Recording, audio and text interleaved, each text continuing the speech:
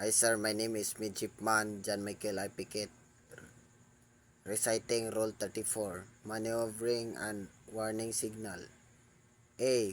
When vessels are in sign of one another, a power-driven vessel underway, when maneuvering has authorized or required by these rules shall indicate that maneuver by the following signals on her whistle. 1. Short blast mean I am altering my course to starboard. 2. Short blast to mean I am altering my course to port. 3. Short blast to mean I am operating astern propulsion.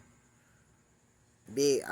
Any vessel may supplement the whistle signal prescribed in paragraph A of this rule by light signals, repeated as appropriate whilst the maneuver is being carried out. 1. This light signal shall have the following significance. 1. Flash to mean I am altering my course to starboard. 2. Flashes to mean I am altering my course to port. 3. Flashes to mean I am operating astern propulsion. 2. The duration of each flash shall be about 1 second. The interval between flashes shall be about 1 second, and the interval between successive signals shall be not less than 10 seconds. 3. The lights used for this signal shall, if fitted, be an all-round white light visible at a minimum range of 5 miles and shall comply with the provision of Annex 1 to these regulations. A. When inside of one another in a narrow channel of fairway. 1. A vessel intending to overtake another shall, in compliance with Rule 9E, 1. Indicate her intention by the following signals on her whistle. 2. Prolonged blast followed by 1 short blast to mean I intended to overtake you on your starboard side. 2. Prolonged blast followed by 2 short blasts to mean I intended to overtake you on your port side. 2.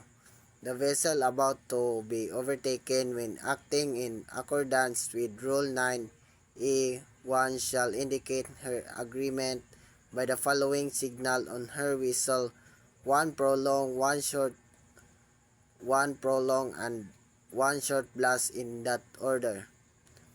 D. When vessels inside of one another are approaching each other and from any cause either vessel fails to understand the intention or action of the other, or is in doubt whether sufficient action is being taken by the other to avoid collision, the vessel is doubt shall immediately indicate such doubt by giving at least 5 short and rapid blasts on the whistle.